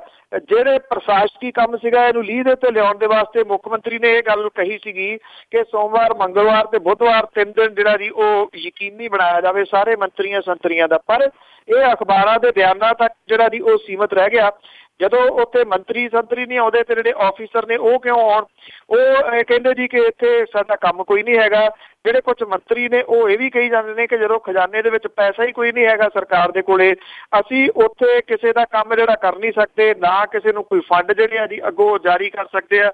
ਇਸ ਕਰਕੇ ਅਸੀਂ ਜਿਹੜਾ ਜੀ ਉੱਥੇ ਜਾ ਕੇ ਕਰਨਾ ਵੀ ਕੀ ਹੈ ਇਹ ਜਿਹੜੇ ਜੀ ਇਹ ਕਹੀ ਜਾਂਦੇ ਨੇ, ਔਰ ਆਫੀਸਰ ਜਿਹੜੇ ਨੇ ਉਹ ਵੀ ਨਹੀਂ ਜਾ ਰਹੇ। ਸੋ ਰੱਬ ਆਸਰੇ ਜਿਹੜਾ ਜੀ ਉਹ ਕੰਮ ਚੱਲ ਰਿਹਾ। ਜਦੋਂ ਇਹਨਾਂ ਦਾ ਕੰਮ ਹੀ ਕੋਈ ਨਹੀਂ ਉੱਥੇ ਹੈਗਾ ਜੀ, ਤੇ ਫਿਰ ਤਾਂ ਮੇਰਾ ਖਿਆਲ ਜਿਹੜਾ ਇਹਨਾਂ ਨੂੰ ਅਸਤੀਫੇ ਦੇ ਦੇਣੇ ਚਾਹੀਦੇ ਨੇ ਜੀ। ਜੀ ਬਿਲਕੁਲ ਜੀ ਬਿਲਕੁਲ। ਪਰ ਫਿਰ ਵੀ ਜੀ ਲੋਕਾਂ ਦੀ ਸੇਵਾ ਜਿਹੜੀ ਇਹਨਾਂ ਨੇ ਕਰਨੀ ਆ ਜੀ ਕਾਗਜ਼ਾਂ ਦੇ ਵਿੱਚ। ਅਤੇ ਮੋਹਨ ਭਾਗਵਤ ਦੇ ਅੱਛੇ ਦਿਨ ਆਏ, ਜੱਡ ਸਿਕਿਉਰਿਟੀ ਮਿਲੀ। ਬਿਲਕੁਲ ਜੀ, ਮੋਹਨ ਕਿਸੇ ਹੋਰ ਦੇ ਆਉਣ ਦਾ ਨਾ ਆਉਣ, ਮੋਹਨ ਭਾਗਵਤ ਦੇ ਜਿਹੜੇ ਨੇ ਉਹ ਅੱਛੇ ਦਿਨ ਆ ਗਏ ਜੀ। ਜਿਹੜਾ RSS ਦਾ ਮੁਖੀ ਆ ਮੋਹਨ ਭਾਗਵਤ, ਉਹਨੂੰ ਦੇਸ਼ ਦੀ ਸਭ ਤੋਂ ਵੱਡੀ Z+ ਸੁਰੱਖਿਆ ਜਿਹੜੀ ਹੈ ਜੀ ਉਹ ਮਿਲ ਗਈ ਹੈ। ਉਹਦੀ ਸੁਰੱਖਿਆ ਦੀ ਜ਼ਿੰਮੇਵਾਰੀ ਜਿਹੜੀ ਹੈ ਜੀ ਸੈਂਟਰਲ ਇੰਡਸਟਰੀਅਲ ਸਿਕਿਉਰਿਟੀ ਫੋਰਸ ਦੇ ਜਵਾਨ ਜਿਹੜੇ ਨੇ ਉਹ ਕਰਨਗੇ। ਨਾਗਪੁਰ ਦੇ ਵਿੱਚ ਸੰਘ ਹੈੱਡਕੁਆਟਰ 'ਚ ਰਹਿਣ, ਮਹਾਰਾਸ਼ਟਰ ਜਾਂ ਦੇਸ਼ ਦੇ ਵਿੱਚ ਕਿਸੇ ਵੀ ਥਾਂ ਦੇ ਉੱਤੇ ਜਾਣ ਦੇ ਸਮੇਂ ਜਿਹੜਾ ਜੀ ਇੱਕ ਦਸਤਾ ਜਿਹੜਾ ਉਹ ਮੋਹਨ ਭਾਗਵਤ ਨੂੰ ਸੁਰੱਖਿਆ ਜਿਹੜੀ ਹੈ ਜੀ ਉਹ ਮੁਹੱਈਆ ਕਰਵਾਊਗਾ। ਜਿਹੜੇ ਸੀਨੀਅਰ ਅਧਿਕਾਰੀ ਨੇ ਉਹਨੇ ਦੱਸਿਆ ਹੈ ਕਿ ਜਿਹੜਾ ਇਹ ਸੰਘ ਦੇ ਮੁਖੀ ਦੀ ਸੁਰੱਖਿਆ ਦੀ ਜ਼ਿੰਮੇਵਾਰੀ ਉਹਨੂੰ ਇਸ ਕਰਕੇ ਸੌਂਪੀ ਗਈ ਹੈ ਕਿਉਂਕਿ ਸੰਘ ਮੁਖੀ ਨੂੰ ਖਤਰੇ ਦੇ ਜਿਹੜਾ ਦੀ ਇਹ ਲੱਗਿਆ ਕਿ ਖਤਰੇ ਦੇ ਆਸਾਰ ਨੇ, ਉਹਦੇ ਉੱਤੇ ਹਮਲਾ ਜਿਹੜਾ ਜੀ ਹੋ ਸਕਦਾ। ਇਸ ਕਰਕੇ Z ਸਿਕਿਉਰਿਟੀ ਜਿਹੜੀ ਹੈ ਜੀ ਉਹ ਮੋਹਨ ਭਾਗਵਤ ਨੂੰ ਜਾਰੀ ਕੀਤੀ ਗਈ ਹੈ। ਮੋਹਨ ਭਾਗਵਤ ਨੂੰ ਦਿੱਤੀ ਗਈ ਹੈ। ਇਹ ਤੋਂ ਪਹਿਲਾਂ ਤੁਹਾਨੂੰ ਯਾਦ ਹੋਣਾ ਰਾਮਦੇਵ ਨੂੰ ਵੀ ਦਿੱਤੀ ਗਈ ਹੈ ਹਰਿਆਣੇ ਦੇ ਵੱਲੋਂ, ਔਰ ਹਰਿਆਣੇ ਦੇ ਵੱਲੋਂ ਤਾਂ ਉਹਨੂੰ ਇੱਕ ਲਾਲ ਬੱਤੀ ਵੀ ਦਿੱਤੀ ਗਈ ਹੈ ਤੇ ਉਹਨੂੰ ਜਿਹੜਾ ਜੀ ਕੈਬਨਿਟ ਮੰਤਰੀ ਦਾ ਦਰਜਾ ਵੀ ਜਿਹੜਾ ਜੀ ਉਹ ਦਿੱਤਾ ਗਿਆ। BJP ਜਿਹੜੀ ਹੈ, ਜਿਹਦੇ ਆਪਾਂ ਹਿਡਨ ਏਜੰਡੇ ਦੀ ਗੱਲ ਇਲੈਕਸ਼ਨਾਂ ਦੇ ਦੌਰਾਨ ਵੀ ਜਿਹੜੀ ਕਰਦੇ ਰਹੇ ਹਾਂ ਕਿ ਹਿਡਨ ਏਜੰਡਾ ਉਹਦਾ ਕੀ ਹੋਊਗਾ। ਹਿਡਨ ਏਜੰਡਾ ਜਿਹੜਾ ਜੀ ਉਹ ਉਹਦਾ ਹੌਲੀ ਹੌਲੀ ਤੁਸੀਂ ਲੈ ਲਓ ਕਿ ਜਿਹੜੀ ਉਹਦੀ ਬਿੱਲੀ ਆ ਉਹ ਥੈਲਿਓਂ ਬਾਹਰ ਜਿਹੜੀ ਆਈ ਜਾਂਦੀ ਹੈ, ਉਹ ਚਾਹੇ ਰਾਮਦੇਵ ਵਾਲਾ ਹੋਵੇ, ਚਾਹੇ ਮੋਹਨ ਭਾਗਵਤ ਵਾਲਾ ਹੋਵੇ, ਤੇ ਚਾਹੇ ਫਿਰ ਜਿਹੜੇ ਇੰਡਸਟਰੀ ਵਾਲੇ ਉਹਨਾਂ ਦੇ ਨਾਲ ਨਹੀਂ ਤੁਰਦੇ ਉਹ ਮੈਗੀ ਵਰਗੇ ਹੋਣ ਚਾਹੇ ਜੀ। ਜੀ ਜੀ ਬਿਲਕੁਲ। ਜਿਹੜੀ ਅਗਲੀ ਗੱਲ ਕਰਦੇ ਹਾਂ, ਜਿਹੜਾ ਕੱਲ੍ਹ ਦੱਸਿਆ ਗਿਆ ਸੀਗਾ ਵੀ ਦਰਬਾਰ ਸਾਹਿਬ ਵਿਖੇ ਅਕਾਲ ਤਖ਼ਤ ਸਾਹਿਬ ਦੇ ਉੱਤੇ ਜਿਹੜੇ ਕੇਸ ਕੀਤੇ ਗਏ, ਉਸ ਦੇ ਵਿੱਚ 31 ਮੁੰਡਿਆਂ ਦੇ ਉੱਤੇ ਜਿਹੜਾ ਕੇਸ ਪਾਇਆ ਗਿਆ ਸ਼੍ਰੋਮਣੀ ਗੁਰਦੁਆਰਾ ਪ੍ਰਬੰਧਕ ਕਮੇਟੀ ਵੱਲੋਂ, ਜਦ ਕਿ ਉਹਨਾਂ ਦੇ ਪਰਿਵਾਰ ਵਾਲੇ ਕਹਿ ਰਹੇ ਸੀਗੇ ਵੀ ਇਹ ਸਿਰਫ ਮੱਥਾ ਹੀ ਟੇਕਣ ਗਏ ਸੀ। ਇਹ ਆਖਿਆ ਗਿਆ ਜੀ ਕਿ ਹਿੰਸਕ ਘਟਨਾਵਾਂ ਦੇ ਵਾਸਤੇ ਜਿਹੜਾ ਜੀ ਕੇਸ ਹਿੰਸਕ ਘਟਨਾ ਜਿਹੜੀ ਹੈ ਜੀ ਉਹ ਕਿਹੜੇ ਤਰੀਕੇ ਦੇ ਨਾਲ, ਪਹਿਲੀ ਤਾਂ ਗੱਲ ਇਹਨੂੰ ਹਿੰਸਕ ਘਟਨਾ ਕਿਵੇਂ ਕਿਹਾ ਜਾ ਸਕਦਾ ਜੀ। ਜੀ ਜੇ ਤਾਂ ਉਹਨਾਂ ਨੇ ਹਥਿਆਰਾਂ ਦੇ ਨਾਲ ਕਿਸੇ ਦੀ ਮਾਰਕੁੱਟ ਕੀਤੀ ਆ, ਮਾਰਕੁੱਟ ਤਾਂ ਕੀਤੀ ਆ ਟਾਸਕ ਫੋਰਸ ਨੇ ਜੀ, ਉਹਨੇ ਡੰਡਿਆਂ ਦੇ ਨਾਲ ਜਿਹੜਾ ਜੀ ਇਹਨਾਂ ਨੌਜਵਾਨਾਂ ਨੂੰ ਜਿਹੜਾ ਉਹ ਕੁੱਟਿਆ, ਉਹਨਾਂ ਦੇ ਉੱਤੇ ਤਾਂ ਕੋਈ ਪਰਚਾ ਨਹੀਂ ਦਰਜ ਹੈਗਾ। ਇਹ ਜਿਹੜੇ 31 ਮੁੰਡਿਆਂ ਦੇ ਉੱਤੇ ਜਿਹੜੇ ਜੀ ਉਹ ਪਰਚੇ ਦਰਜ ਕੀਤੇ ਗਏ ਨੇ, 40 ਦੇ ਕਰੀਬ ਹਿਰਾਸਤ ਦੇ ਵਿੱਚ ਲਏ ਸੀਗੇ, ਜਿਨ੍ਹਾਂ ਦੇ ਵਿੱਚੋਂ ਕੁਝ ਜਿਹੜੇ ਨੇ ਉਹ ਨਿਰਦੋਸ਼ ਪਾਏ ਗਏ ਨੇ, ਉਹਨਾਂ ਨੂੰ ਛੱਡਤਾ, ਜਦੋਂ ਕਿ 31 ਜਿਹੜੇ ਨੇ ਉਹਨਾਂ ਦੇ ਖਿਲਾਫ 107 151 ਜਿਹੜੀ ਹੈ ਜੀ ਉਹਦੇ ਤਹਿਤ ਇਹ ਮਾਮਲਾ ਜਿਹੜਾ ਦਰਜ ਕੀਤਾ ਗਿਆ ਜੀ। ਇਹਨਾਂ ਦੇ ਵਿੱਚੋਂ ਜਿਹੜੇ ਬਹੁਤੇ ਨੌਜਵਾਨ ਨੇ ਉਹ ਅੰਮ੍ਰਿਤਸਰ ਤੋਂ ਬਾਹਰਲੇ ਨੇ ਜੀ। ਜੀ ਜੀ। ਔਰ 6 ਇਹਦੇ ਵਿੱਚ ਜਿਹੜੇ 7 ਨੌਜਵਾਨ ਨੇ ਉਹ ਅੰਮ੍ਰਿਤਸਰ ਜ਼ਿਲ੍ਹੇ ਦੇ ਨੇ, ਜਦੋਂ ਕਿ 6 ਨੌਜਵਾਨ ਲੁਧਿਆਣੇ ਦੇ, 3 ਤਰਨਤਾਰਨ ਦੇ, 2 ਗੁਰਦਾਸਪੁਰ ਦੇ, 2 ਨਵਾਂਸ਼ਹਿਰ ਦੇ, 2 ਮੁਕਤਸਰ ਦੇ, ਬਾਕੀ ਜਲੰਧਰ, ਪਟਿਆਲਾ, ਫਾਜ਼ਿਲਕਾ, ਫਿਰੋਜ਼ਪੁਰ ਤੇ ਸੰਗਰੂਰ ਦੇ ਨਾਲ ਜਿਹੜੇ ਜੀ ਉਹ ਸੰਬੰਧਿਤ ਦੱਸੇ ਜਾਂਦੇ ਨੇ ਜੀ। ਜਿਹੜੇ ਇਹਨਾਂ ਦੇ ਮਾਪੇ ਨੇ ਉਹਨਾਂ ਨੇ ਇਹ ਗੱਲ ਕਹੀ ਹੈ ਜੀ ਕਿ ਉਹਨਾਂ ਦੇ ਮੁੰਡਿਆਂ ਨੂੰ ਨਜਾਇਜ਼ ਫਸਾਇਆ ਗਿਆ ਜੀ। ਰਘਬੀਰ ਸਿੰਘ ਇੱਕ ਜਿਹੜਾ ਜੀ ਉਹ ਕਹਿੰਦਾ ਹੈ ਕਿ ਮੇਰੇ ਤਾਂ ਸਿਰਫ ਬਾਣਾ ਜਿਹੜਾ ਸੀਗਾ ਉਹ ਨਿਹੰਗ ਸਿੰਘਾਂ ਵਾਲਾ ਪਾਇਆ ਹੋਇਆ ਸੀਗਾ, ਇਸ ਕਰਕੇ ਮੈਨੂੰ ਫੜ ਲਿਆ ਗਿਆ। ਉਹ ਕਹਿੰਦਾ ਮੈਂ ਤਾਂ ਪੇਸ਼ੀ ਭੁਗਤਣ ਆਇਆ ਸੀ, ਤੇ ਪੇਸ਼ੀ ਭੁਗਤਣ ਤੋਂ ਬਾਅਦ ਮੈਂ ਦਰਬਾਰ ਸਾਹਿਬ ਮੱਥਾ ਟੇਕਣ ਗਿਆ ਸੀਗਾ, ਮੈਂ ਤਾਂ ਕਿਸੇ ਨਾਅਰੇਬਾਜ਼ੀ ਦੇ ਵਿੱਚ ਵੀ ਸ਼ਾਮਲ ਨਹੀਂ ਸੀਗਾ, ਮੈਨੂੰ ਉਂਝ ਹੀ ਜਿਹੜਾ ਜੀ ਉਤਰ ਲਿਆ ਗਿਆ। ਇਸੇ ਤਰੀਕੇ ਦੇ ਨਾਲ ਨਵਾਂ ਸ਼ਹਿਰ ਦਾ ਰਹਿਣ ਵਾਲਾ ਇੱਕ 17 ਸਾਲਾਂ ਦਾ ਨੌਜਵਾਨ ਜਿਹੜਾ ਜਸਪਾਲ ਸਿੰਘ ਹੈ, ਉਹਦੇ ਪਿਤਾ ਦਾ ਇਹ ਕਹਿਣਾ ਹੈ ਕਿ ਉਹਦਾ ਮੁੰਡਾ 10ਵੀਂ ਕਲਾਸ ਦਾ ਵਿਦਿਆਰਥੀ ਹੈ ਤੇ ਉਹਨੇ ਇਹ ਕਿਹਾ ਸੀਗਾ ਕਿ ਮੈਂ ਉੱਥੇ ਮੱਥਾ ਟੇਕਣ ਦੇ ਵਾਸਤੇ ਜਾਣਾ। ਉਹ ਮੱਥਾ ਟੇਕਣ ਗਿਆ ਸੀਗਾ, ਉਹਦਾ ਕਸੂਰ ਜਿਹੜਾ ਉਹ ਕੋਈ ਵੀ ਨਹੀਂ ਸੀਗਾ ਜੀ। ਜਿਹੜੇ ਇਹਨਾਂ ਮੁੰਡਿਆਂ ਦੇ ਮਾਪੇ ਨੇ ਉਹਨਾਂ ਨੇ ਇੱਥੋਂ ਤੱਕ ਜਿਹੜੀ ਹੈ ਜੀ ਉਹ ਧਮਕੀ ਦੇ ਦਿੱਤੀ ਹੈ ਜਿਹੜੀ ਪ੍ਰਸ਼ਾਸਨ ਨੂੰ ਕਿ ਜੇ ਇਹਨਾਂ ਦੇ ਤੋਂ ਤੁਰੰਤ ਕੇਸ ਜਿਹੜੇ ਵਾਪਸ ਨਾ ਕੀਤੇ ਗਏ ਤਾਂ ਇਹ ਮੁੰਡੇ ਤੇ ਅਸੀਂ ਜਿਹੜਾ ਜੀ ਉਹ ਸਿੱਖ ਧਰਮ ਛੱਡ ਜਾਵਾਂਗੇ ਜੀ। ਉਹ ਕਹਿੰਦੇ ਕਿ ਸਾਡਾ ਵਿਸ਼ਵਾਸ ਹੀ ਜਿਹੜਾ ਜੀ ਇਹਦੇ ਉੱਤੋਂ ਟੁੱਟ ਜਾਊਗਾ। ਇਹ ਆਈ ਥਿੰਕ ਇਹ ਇੱਕ ਨਵੀਂ ਸ਼ੁਰੂਆਤ ਜਿਹੜੀ ਹੈ ਨਾ ਜੀ ਉਹ ਕੀਤੀ ਹੈ ਸ਼੍ਰੋਮਣੀ ਗੁਰਦੁਆਰਾ ਪ੍ਰਬੰਧਕ ਕਮੇਟੀ ਨੇ, ਟਾਸਕ ਫੋਰਸ ਨੇ, ਕਿ ਮੁੰਡਿਆਂ ਦੇ ਉੱਤੇ ਇੱਦਾਂ ਜਿਹੜੇ ਜੀ ਉਹ ਪਰਚੇ ਦਰਜ ਜਿਹੜੇ ਉਹ ਕਰਵਾ ਦੇਣੇ। ਇਹ ਪਰਚਾ ਜਿਹੜਾ ਸੀਗਾ ਜੀ ਟਾਸਕ ਫੋਰਸ ਦੇ ਉੱਤੇ ਹੋ ਸਕਦਾ ਸੀਗਾ, ਜਿਨ੍ਹਾਂ ਨੇ ਬਿਨਾਂ ਕਿਸੇ ਭੜਕਾਹਟ ਤੋਂ ਜਿਹੜਾ ਸੀਗਾ ਉਹ ਡਾਂਗਾ ਵਰਾਉਣੀਆਂ ਉੱਥੇ ਸ਼ੁਰੂ ਕਰਤੀਆਂ ਦਰਬਾਰ ਸਾਹਿਬ ਸਮੂਹ ਦੇ ਵਿੱਚ। ਪਿਛਲੀ ਵਾਰੀ ਵੀ ਉਹਨਾਂ ਨੇ ਇਹੀ ਕੁਝ ਕੀਤਾ ਸੀਗਾ, ਪਿਛਲੀ ਵਾਰੀ ਹੋਰ ਕਿਸਮ ਦੀ ਲੜਾਈ ਸੀ, ਇਸ ਵਾਰੀ ਇਹਨਾਂ ਨੇ ਇੱਕ ਨਵੀਂ ਕਿਸਮ ਦੀ ਲੜਾਈ ਜਿਹੜੀ ਹੈ ਜੀ ਉਹ ਵਿੱਢ ਲਈ ਹੈ ਜੀ। ਬਿਲਕੁਲ ਜੀ, ਕੰਮ ਤਾਂ ਇਹਨਾਂ ਦਾ ਪ੍ਰਚਾਰ ਕਰਨ ਦਾ ਹੈ, ਪਰ ਆ ਚੰਗਾ ਪ੍ਰਚਾਰ ਆ ਜਿਸ ਦੇ ਵਿੱਚ ਲੋਕੀ ਧਰਮ ਛੱਡਣ ਦੇ ਲਈ ਮਜਬੂਰ ਕੀਤੇ ਜਾ ਰਹੇ ਆ। ਅਗਲੀ ਜਿਹੜੀ ਆਪਾਂ ਗੱਲ ਕਰਦੇ ਹਾਂ, ਮੁਹੰਮਦ ਸਦੀਕ ਜਿਹੜੇ ਆ ਜੀ ਸੁਪਰੀਮ ਕੋਰਟ 'ਚ ਪਹੁੰਚੇ। ਜੀ ਹਲਕਾ ਭਦੌੜ ਜਿਹੜਾ ਰਿਜ਼ਰਵ ਹੈ ਉੱਥੋਂ ਦੇ ਜਿਹੜੇ ਵਿਧਾਇਕ ਨੇ ਮੁਹੰਮਦ ਸਦੀਕ ਨੇ ਪੰਜਾਬ ਤੇ ਹਰਿਆਣਾ ਹਾਈ ਕੋਰਟ ਦੇ ਵੱਲੋਂ ਦਰਬਾਰਾ ਸਿੰਘ ਗੁਰੂ ਦੇ ਹੱਕ ਦੇ ਵਿੱਚ ਕੀਤਾ ਜਿਹੜਾ ਫੈਸਲਾ ਜੀ ਉਹਨੂੰ ਸੁਪਰੀਮ ਕੋਰਟ ਦੇ ਵਿੱਚ ਚੁਣੌਤੀ ਦੇ ਦਿੱਤੀ ਹੈ ਜੀ। ਹਾਈ ਕੋਰਟ ਦੇ ਫੈਸਲੇ ਦੀ ਨਜ਼ਰਸਾਨੀ ਦੇ ਵਾਸਤੇ 28 ਮਈ ਨੂੰ ਆਪਣਾ ਕੇਸ ਜਿਹੜਾ ਸੁਪਰੀਮ ਕੋਰਟ ਦੇ ਵਿੱਚ ਦਾਖਲ ਉਹਨੇ ਕਰਤਾ ਹੈ ਔਰ ਜਿਹੜੀ ਵਿਧਾਇਕੀ ਦੀ ਬਰਕਰਾਰੀ ਦੇ ਵਾਸਤੇ 28 ਮਈ ਨੂੰ ਜਿਹੜੀ ਇਹਦੀ ਇਹ ਵਿਧਾਨ ਸਭਾ ਦੇ ਸਪੀਕਰ ਨੂੰ ਉਹਨੇ ਰਸੀਦ ਜਿਹੜੀ ਇਹਦੀ ਸੌਂਪਤੀ ਹੈ। ਮੁਹੰਮਦ ਸਦੀਕ ਦੀ ਅਪੀਲ ਜਿਹੜੀ ਦਾਖਲ ਹੋਣ ਤੋਂ ਪਹਿਲਾਂ ਦਰਬਾਰਾ ਸਿੰਘ ਗੁਰੂ ਨੇ ਆਪਣੇ ਵਕੀਲ ਰਾਹੀਂ ਸੁਪਰੀਮ ਕੋਰਟ ਦੇ ਵਿੱਚ ਅਰਜ਼ੀ ਪਾਈ ਹੋਈ ਸੀਗੀ ਤਾਂ ਕਿ ਸਦੀਕ ਨੂੰ ਇਸ ਕੇਸ ਦੇ ਵਿੱਚ ਸਟੇ ਨਾ ਮਿਲੇ। ਦਰਬਾਰਾ ਸਿੰਘ ਗੁਰੂ ਨੇ ਉਹਦਾ ਜਿਹੜਾ ਵਕੀਲ ਹੈ ਜੀ ਉਹਨੇ ਇਹ ਦੱਸਿਆ ਜੀ ਕਿ ਭਦੌੜ ਰਿਜ਼ਰਵ ਦੇ ਵਿਧਾਇਕ ਦੀ ਸੀਟ ਖਾਲੀ ਹੈ। 12 ਦੀਆਂ ਹੋਈਆਂ ਵਿਧਾਨ ਸਭਾ ਚੋਣਾਂ ਸਮੇਂ ਕਾਂਗਰਸ ਪਾਰਟੀ ਦੀ ਟਿਕਟ ਤੇ ਮੁਹੰਮਦ ਸਦੀਕ ਜੇਤੂ ਰਿਹਾ ਸੀਗਾ ਤੇ ਉਹਦੀ ਜਾਤੀ ਦੀ ਚੁਣੌਤੀ ਨੂੰ ਲੈ ਕੇ ਗੁਰੂ ਨੇ ਇਹ ਚੋਣ ਜਿਹੜੀ ਰੱਦ ਕਰਵਾਈ ਸੀਗੀ। ਉਹਨੇ ਇਹ ਦੱਸਿਆ ਕਿ ਸੁਪਰੀਮ ਕੋਰਟ ਦੇ ਵਿੱਚ ਪਹਿਲਾਂ ਹੀ ਉਹਨੇ ਅਰਜ਼ੀ ਪਾਈ ਹੋਈ ਹੈ, ਇਸ ਕਰਕੇ ਸਦੀਕ ਨੂੰ ਕੋਈ ਸਟੇ ਜਿਹੜਾ ਦੀ ਉਹ ਨਹੀਂ ਮਿਲਿਆ। ਉਧਰ ਮੁਹੰਮਦ ਸਦੀਕ ਦਾ ਇਹ ਕਹਿਣਾ ਹੈ ਕਿ ਉਹਨੇ ਹਾਈ ਕੋਰਟ ਦੇ ਫੈਸਲੇ ਦੀ ਨਜ਼ਰਸਾਨੀ ਦੇ ਵਾਸਤੇ ਸੁਪਰੀਮ ਕੋਰਟ ਦੇ ਵਿੱਚ ਅਪੀਲ ਜਿਹੜੀ ਹੈ ਜੀ ਉਹ ਦਾਇਰ ਕੀਤੀ ਹੈ। ਹਲਕੇ ਦੇ ਵਿੱਚ ਇਹ ਅਫਵਾਹਾਂ ਵੀ ਹੈਗੀਆਂ ਨੇ ਜੀ ਕਿ ਉਹ ਅਪੀਲ ਨਹੀਂ ਕਰਨਗੇ, ਜਦੋਂ ਕਿ ਅਪੀਲ ਕਰਨ ਦਾ ਉਹਨੇ ਮੁਹੰਮਦ ਸਦੀਕ ਨੇ ਕਿਹਾ ਕਿ ਸਾਰਿਆਂ ਨੂੰ ਜਿਹੜਾ ਜੀ ਹੱਕ ਹੈ। ਸੋ ਇਹ ਸੁਪਰੀਮ ਕੋਰਟ ਦੇ ਉੱਤੇ ਹੁਣ ਡਿਪੈਂਡ ਹੈ ਜੀ, ਉਹ ਜੇ ਇਹਨੂੰ ਸੁਣਵਾਈ ਦੇ ਵਾਸਤੇ ਲੈਂਦਾ ਤੇ ਕਿੰਨੀ ਦੇਰ ਜਿਹੜੀ ਇਹਦੀ ਸੁਣਵਾਈ ਲੱਗਦੀ ਹੈ, ਕਿਉਂਕਿ 5-6 ਮਹੀਨੇ ਤੋਂ ਪਹਿਲਾਂ ਤਾਂ ਸੁਣਵਾਈ ਹੋ ਸਕਣੀ ਔਖੀ ਹੈ ਜੀ। ਤੇ ਉਦੋਂ ਬਾਅਦ ਜਿਹੜਾ ਜੀ ਉਦੋਂ ਤੱਕ ਜਿਹੜਾ ਜੀ ਮੁਹੰਮਦ ਸਦੀਕ ਨੂੰ ਉਹ ਸੁਪਰੀਮ ਕੋਰਟ ਕੀ ਹੁਕਮ ਦਿੰਦੀ ਹੈ ਕਿ ਕੀ ਉਹ ਵਿਧਾਇਕ ਜਿਹੜਾ ਜੀ ਬਣਿਆ ਰਹੂਗਾ ਜਾਂ ਉਹਦੀ ਵਿਧਾਇਕਾ ਜਿਹੜੀ ਹੈ ਜੀ ਉਹ ਰੱਦ ਵਿਧਾਇਕ ਜਿਹੜੇ ਉਹ ਰੱਦ ਹੋ ਜਾਂਦੀ। ਜੇ ਰੱਦ ਹੋ ਜਾਂਦੀ ਹੈ ਫਿਰ ਇੱਥੇ ਜਿਹੜੀ ਹੈ ਜੀ ਭਦੌੜ ਦੇ ਵਿੱਚ ਚੋਣ ਹੋ ਸਕਦੀ ਹੈ। ਜੇ ਸੁਪਰੀਮ ਕੋਰਟ ਦਾ ਫੈਸਲਾ ਜਿਹੜਾ ਜੀ ਇਹ ਰਹਿੰਦਾ ਕਿ ਅਜੇ ਇਹ ਉਹਦੀ ਮੈਂਬਰੀ ਜਿਹੜੀ ਹੈ ਜੀ ਉਹ ਰੱਦ ਨਹੀਂ ਕੀਤੀ ਜਾਊਗੀ ਤਾਂ ਫਿਰ ਮੁਹੰਮਦ ਸਦੀਕ ਹੋਰੀ ਜਿਹੜੇ ਨੇ ਜੀ ਉਹ ਅਜੇ ਵਿਧਾਨ ਸਭਾ ਦੇ ਮੈਂਬਰ MLA ਜਿਹੜੇ ਨੇ ਉਹ ਬਣੇ ਰਹਿਣਗੇ। ਜੀ ਅਗਲੀ ਜਿਹੜੀ ਆਪਾਂ ਗੱਲ ਕਰੀਏ, ਮੌਸਮ ਵਿਭਾਗ ਤੇ ਬਜ਼ੁਰਗਾਂ ਦੇ ਜਿਹੜੇ ਤਰਕ ਆ ਉਹ ਆਪਸ 'ਚ ਵੱਖੋ ਵੱਖਰੇ। ਇੱਕ ਤਾਂ ਜਿਹੜਾ ਮੌਸਮ ਵਿਭਾਗ ਹੈ ਜੀ ਸਰਕਾਰੀ ਤੌਰ ਦੇ ਉੱਤੇ ਉਹ ਇਹ ਕਹਿੰਦਾ ਕਿ ਜਿਹੜੀ ਮੌਨਸੂਨ ਹੈ ਉਹ ਇਸ ਵਾਰੀ ਇੱਕ ਤਾਂ ਲੇਟ ਆਊਗੀ, ਇੱਕ ਘੱਟ ਜਿਹੜਾ ਜੀ ਉਹ ਤੁਰੂਗੀ ਔਰ ਉੱਤਰ ਭਾਰਤ ਦੇ ਵਿੱਚ ਇਸ ਟਾਈਮ ਦੇ ਉੱਤੇ ਜਿਹੜੀਆਂ ਸਹੀ ਟਾਈਮ ਦੇ ਉੱਤੇ ਮੌਸਮ ਜਿਹੜੀ ਆ ਉਹ ਪੁੱਜਣ ਦੀਆਂ ਉਮੀਦਾਂ ਜਿਹੜੀਆਂ ਨੇ ਉਹ ਧੁੰਦਲੀਆਂ ਉਹ ਹੋ ਰਹੀਆਂ ਨੇ। ਜਿਹੜਾ 5 ਜੂਨ ਤੋਂ ਕੇਰਲ ਦੇ ਵਿੱਚ ਪਹੁੰਚਣ ਵਾਲਾ ਮਾਨਸੂਨ ਸੀਗਾ ਜੀ ਉਹ ਅੱਗੇ ਨਹੀਂ ਵਧਿਆ, ਉੱਥੇ ਆਜ ਮੁੜ ਗਿਆ ਜੀ। ਮੌਸਮ ਵਿਭਾਗ ਕਹਿੰਦਾ ਹੈ ਕਿ ਦਿੱਲੀ ਦੇ ਵਿੱਚ ਮਾਨਸੂਨ ਜਿਹੜਾ 29 ਜੂਨ ਨੂੰ ਪਹੁੰਚਦਾ ਹੈ, ਇਸ ਦੇ ਵਿੱਚ ਅਜੇ ਸਮਾਂ ਬਹੁਤ ਹੈ, ਉਦੋਂ ਪਹਿਲਾਂ ਜਿਹੜਾ ਜੀ ਹੋ ਸਕਦਾ ਜਿਹੜਾ ਜੀ ਇਹ ਮਜ਼ਬੂਤ ਹੋ ਜੇ। ਜਦੋਂ ਕਿ ਦੂਜੇ ਪਾਸੇ ਜਿਹੜਾ ਮੌਸਮ ਦਾ ਹਾਲ ਦੱਸਣ ਵਾਲੀਆਂ ਕੁਝ ਜਿਹੜੀਆਂ ਏਜੰਸੀਜ਼ ਨੇ ਉਹ ਇਹ ਕਹਿੰਦੀਆਂ ਨੇ ਕਿ ਨਹੀਂ, ਇਹ ਮੌਸਮ ਵਿਭਾਗ ਦਾ ਤਰਕ ਜਿਹੜਾ ਜੀ ਉਹ ਗਲਤ ਹੈ। ਉਹ ਕਹਿੰਦੇ ਆ ਕਿ ਮੌਸਮ ਜਿਹੜਾ ਮਾਨਸੂਨ ਹੈ ਜੀ ਉਹ ਜ਼ਿਆਦਾ ਵਰ ਸਕਦਾ ਹੈ। ਉਹਨਾਂ ਨੇ ਇਹ ਵੀ ਕਿਹਾ ਕਿ ਬੇਸ਼ੱਕ ਇਹ ਡਿਲੇ ਜਿਹੜਾ ਜੀ ਜ਼ਰੂਰ ਹੋ ਰਿਹਾ ਪਰ ਇਹ ਆਪਣੀ ਸਮੁੱਚੀ ਤਾਕਤ ਦੇ ਵਿੱਚ ਵਾਪਸ ਆ ਸਕਦਾ ਹੈ। ਉਧਰ ਪੰਜਾਬ ਦੇ ਵਿੱਚ ਜਿਹੜੇ ਰਹਿਣ ਵਾਲੇ ਕੁਝ ਬਜ਼ੁਰਗ ਨੇ ਜਿਨ੍ਹਾਂ ਦੀਆਂ ਉਮਰਾਂ ਤਕਰੀਬਨ 70 ਤੋਂ ਉੱਪਰ ਨੇ, 70-78 ਵਾਲੇ ਨੇ, ਉਹ ਇਹ ਗੱਲ ਕਹਿੰਦੇ ਨੇ, ਉਹ ਕਹਿੰਦੇ ਜੀ ਕਿ ਅਸੀਂ ਜਿਹੜੀ ਨੇਚਰ ਆ ਉਹਦੇ ਤੋਂ ਇਹ ਗੱਲਾਂ ਜਿਹੜੀਆਂ ਪਰਖਦੇ ਆ। ਟਟੀਰੀ ਦਾ ਹਵਾਲਾ ਦਿੰਦੇ ਨੇ, ਜਿਹੜੀ ਟਟਿਓਰੀ ਵੀ ਕੁਛ ਏਰੀਆ ਦੇ ਵਿੱਚ ਉਹਨੂੰ ਕਹਿੰਦੇ ਨੇ ਜੀ, ਸ਼ਾਰਕ ਵੀ ਕਹਿੰਦੇ ਨੇ। ਉਹ ਕਹਿੰਦੇ ਜਿਹੜੀ ਟਟੀਰੀ ਹੈ ਜਿਹੜੀ ਸ਼ਾਰਕ ਮਾਫ ਕਰਨਾ ਹੋ ਰਿਹਾ ਜੀ, ਸ਼ਾਰਕ ਹੋ ਰਿਹਾ, ਜਿਹੜੀ ਟਟੀਰੀ ਹੈ ਜਿਹੜੀ ਟਟਿਓਰੀ ਆ ਉਹ ਕਹਿੰਦੇ ਜੇ ਉਹ ਜ਼ਮੀਨ ਦੇ ਉੱਤੇ ਆਂਡੇ ਦਿੰਦੀ ਆ ਪੈਲੀਆਂ ਦੇ ਵਿੱਚ ਤਾਂ ਫਿਰ ਇਹਦਾ ਮਤਲਬ ਇਹ ਹੁੰਦਾ ਵੀ ਮੀਂਹ ਘੱਟ ਪੈਣਗੇ। ਜੇ ਉਹ ਵੱਟਾਂ ਦੇ ਉੱਤੇ ਆਂਡੇ ਦਿੰਦੀ ਹੈ ਤੇ ਫਿਰ ਇਹਦਾ ਮਤਲਬ ਕਹਿੰਦੇ ਇਹ ਹੁੰਦਾ ਕਿ ਮੀਂਹ ਜ਼ਿਆਦਾ ਪੈਣਗੇ। ਉਹ ਕਹਿੰਦੇ ਟਟਿਓਲੀਆਂ ਦੇ ਜਿਹੜੇ ਆਂਡੇ ਨੇ, ਟਟੀਰੀਆਂ ਦੇ ਜਿਹੜੇ ਆਂਡੇ ਨੇ, ਇਸ ਵਾਰੀ ਉਹ ਵੱਟਾਂ ਦੇ ਉੱਤੇ ਨੇ, ਇਸ ਕਰਕੇ ਉਹ ਕਹਿੰਦੇ ਨੇ ਕਿ ਇਸ ਵਾਰੀ ਮਾਨਸੂਨ ਜਿਹੜੀ ਹੈ ਜੀ ਉਹ ਜ਼ਿਆਦਾ ਵਰਨ ਦੇ ਜਿਹੜੇ ਜੀ ਉਹ ਅਸਾਰ ਨੇ। ਇੱਕ ਪਾਸੇ ਤਕਨੀਕ ਉਹ ਹੈ ਜੀ ਜਿਹੜੀ ਬਿਲਕੁਲ ਲੇਟੈਸਟ, ਤੇ ਦੂਸਰੀ ਜਿਹੜੀ ਤਕਨੀਕ ਹੈ ਉਹ ਬਿਲਕੁਲ ਦੇਸੀ ਹੈ। ਦੇਸੀ ਤਕਨੀਕਾਂ ਜਿਹੜੀਆਂ ਜੀ ਉਹ ਵੈਸੇ ਫੇਲ ਘੱਟ ਹੁੰਦੀਆਂ ਨੇ। ਇਹ ਕਿਹਾ ਜਾਂਦਾ ਕਿ ਨੇਚਰ ਦੇ ਬਾਰੇ ਦੇ ਵਿੱਚ ਜਿਹੜੇ ਪਸ਼ੂ ਪੰਛੀ ਨੇ ਉਹਨਾਂ ਨੂੰ ਸਭ ਤੋਂ ਪਹਿਲਾਂ ਜਿਹੜੀ ਹੈ ਜੀ ਉਹ ਜਾਣਕਾਰੀ ਇੱਕ ਕਿਸਮ ਦੀ ਮਿਲਦੀ ਹੈ। ਜੇ ਪੁਰਾਣੀਆਂ ਗੱਲਾਂ ਤੁਸੀਂ ਸੁਣੀਆਂ ਹੋਣ ਕਿ ਜਦੋਂ ਮੀਂਹ ਆਉਣ ਵਾਲਾ ਹੁੰਦਾ ਕੀੜੀਆਂ ਜਿਹੜੇ ਆਪਣੇ ਆਂਡੇ ਜਿਹੜੇ ਉਹ ਪਹਿਲਾਂ ਹੀ ਢੋਣੇ ਸ਼ੁਰੂ ਕਰ ਦਿੰਦੀਆਂ ਨੇ, ਜਾਂ ਜਿਹੜੇ ਡੰਗਰ ਬੱਚੇ ਨੇ ਜੀ ਉਹ ਆਪਣੇ ਰੱਸੇ ਤੁੜਵਾਉਣ ਲੱਗਦੇ ਨੇ। ਜੇ ਭੁਚਾਲ ਦੀ ਕਿਤੇ ਆਮਦ ਜਿਹੜੀ ਆ ਉਹ ਦੀਦੀ ਹੋਵੇ। ਸੋ ਦੇਖਦੇ ਹਾਂ ਜੀ ਕਿ ਇਹਨਾਂ ਦੋਨਾਂ ਤਰਕ ਦੇ ਵਿੱਚੋਂ ਇਸ ਵਾਰੀ ਜਿਹੜਾ ਜੀ ਉਹ ਪੰਜਾਬ ਜਾਂ ਭਾਰਤ ਦੇ ਮੌਨਸੂਨ ਦੇ ਮੌਸਮ ਦੇ ਬਾਰੇ ਦੇ ਵਿੱਚ ਕਿਹੜਾ ਸਹੀ ਸਾਬਤ ਹੁੰਦਾ ਜੀ। ਜੀ ਬਿਲਕੁਲ।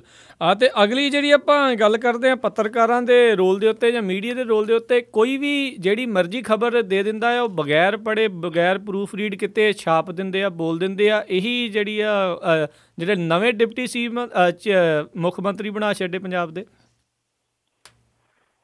ਐਕਚੁਅਲੀ ਇਹ ਜਿਹੜਾ ਜੀ ਪੱਤਰਕਾਰੀ ਦਾ ਜਿਹੜਾ ਧੰਦਾ ਹੈ ਜੀ ਉਹ ਪੰਜਾਬ ਦੇ ਵਿੱਚ ਤਾਂ ਰੱਬੀ ਰੱਖਾ ਜੀ ਨਹੀਂ, ਪਰ ਬਹੁਤ ਸਾਰੇ ਜਿਹੜੇ ਨੇ ਉਹ ਬਸ ਚਾਪਲੂਸੀ ਜਿਹੜੀ ਹੈ ਜੀ ਉਹਦੇ ਵੱਲੋਂ ਜਾ ਰਹੇ ਨੇ। ਇੱਕ ਮੈਂ ਫੋਟੋ ਸ਼ੇਅਰ ਕੀਤੀ, ਤੁਸੀਂ ਦੇਖਿਆ ਹੋਣਾ, ਇੱਥੇ ਸਾਡੇ ਪਟਿਆਲੇ ਨੇੜੇ ਦੀ ਹੈ। ਉਹ ਥੱਲੇ ਨਾਲ ਲਿਖਦਾ ਜੀ ਸੀਨੀਅਰ ਪੱਤਰਕਾਰ, ਤੇ ਇੱਥੇ ਅਕਾਲੀ ਦਲ ਦੇ ਵੱਲੋਂ ਜਿਹੜੀ ਇੱਕ ਚੇਅਰਮੈਨ ਦਿੱਤੀ ਗਈ ਆ ਉਹਨੂੰ ਵਧਾਈਆਂ ਦੇ ਵੱਡੇ ਵੱਡੇ ਬੋਰਡ ਜਿਹੜੇ ਨੇ ਉਹ ਉਹਨੇ ਆਪਣੇ ਹਲਕੇ ਸਮਾਣੇ ਦੇ ਵਿੱਚ ਜਿਹੜੇ ਜੀ ਉਹ ਲਾਏ ਹੋਏ ਨੇ। ਹੁਣ ਇੱਕ ਪੱਤਰਕਾਰ ਜਿਹੜਾ ਜੀ ਕਿਸੇ ਨੂੰ ਚੇਅਰਮੈਨ ਬਣਦੇ ਤੇ ਏਡੇ ਵੱਡੇ ਵੱਡੇ ਹੋਰਡਿੰਗਸ ਲਾ ਕੇ ਜਿਹੜਾ ਜੀ ਉਹ ਵਧਾਈਆਂ ਕਿਉਂ ਦੇ ਰਿਹਾ? ਇੱਕ ਇੱਕ ਹੋਰਡਿੰਗ ਜਿਹੜਾ ਜੀ ਹਜ਼ਾਰਾਂ ਰੁਪਏ ਕਾਸਟ ਕਰਦਾ, ਉਹਦੇ ਪੈਸੇ ਕਿੱਥੋਂ ਆਏ? ਜੇ ਉਹਨੇ ਵਧਾਈਆਂ ਦੇ ਇਸ਼ਤਿਹਾਰ ਤੇ ਇਹਦਾ ਮਤਲਬ ਫਿਰ ਆਪਣੇ ਪੂਰੇ ਕਰੂਗਾ ਜੀ। ਇਸੇ ਕਿਸਮ ਦਾ ਜਿਹੜੀ ਗੱਲ ਹੈ ਜੀ, ਜਿਹੜੇ ਉੱਥੇ ਕਿਸੇ ਨੇ ਲਿਖ ਕੇ ਭੇਜਤਾ ਕਿ ਜਿਹੜੇ ਡਿਪਟੀ ਮੁੱਖ ਮੰਤਰੀ ਬਰਾੜ ਨੇ ਲੋਕਾਂ ਦੀਆਂ ਮੁਸ਼ਕਲਾਂ ਸੁਣੀਆਂ, ਜਦੋਂ ਕਿ ਉਹ ਇੱਕ OSD ਹੈ ਜੀ ਜਿਹੜਾ ਸੁਖਬੀਰ ਸਿੰਘ ਦਾ, ਉੱਦਾਂ ਹੀ ਚੁੱਕੀ ਔਰ ਜਲੰਧਰ ਤੋਂ ਛਪਦੀ ਇੱਕ ਵੱਡੀ ਅਖਬਾਰ ਜਿਹੜੀ ਹੈ ਜੀ ਉਹਨੇ ਉੱਦਾਂ ਹੀ ਜਿਹੜੀ ਹੈ ਜੀ ਉਹ ਖਬਰ ਚੇਪ ਦਿੱਤੀ। ਡਿਪਟੀ ਮੁੱਖ ਮੰਤਰੀ ਸੁਖਬੀਰ ਸਿੰਘ ਬਾਦਲ ਹੈ, ਨਾ ਕਿ ਕੋਈ ਜਿਹੜਾ ਜੀ ਉਹ ਬਰਾੜ। ਪਰ ਇਹ ਹੈ ਨਹੀਂ ਜੀ ਕਿ ਜਿਹੜੀ ਚਾਪਲੂਸੀ ਹੈ ਉਹ ਸਿਖਰ ਦੀ ਹੈ, ਜਿਹੜੇ ਗਾਂਹ ਬੈਠੇ ਹੋਏ ਨੇ ਉਹ ਵੀ ਉਹੋ ਜਿਹੇ ਨੇ ਜੀ। ਜੀ ਬਿਲਕੁਲ ਜੀ ਬਿਲਕੁਲ। ਅਤੇ ਅਗਲੀ ਇੱਕ ਹੋਰ ਜਿਹੜੀ ਇਸ ਟਾਈਮ ਖਬਰ ਆ ਰਹੀ, ਪੰਜਾਬ ਇੱਕ ਹੋਰ ਜਿਹੜੀ ਚੀਜ਼ ਦੇ ਵਿੱਚ ਅੱਵਲ ਆਇਆ, ਨਵਾਂ ਸ਼ੋਸ਼ਾ ਛੱਡਿਆ ਗਿਆ। ਕਹਿੰਦੇ ਜੀ ਸਾਰੀਆਂ ਪੰਚਾਇਤਾਂ ਹੁਣ ਆਧੁਨਿਕ ਹੋ ਗਈਆਂ, ਵੈਬ ਕਾਸਟ ਜਿਹੜੇ ਉਹਨਾਂ ਤੇ ਚੱਲਣਗੇ।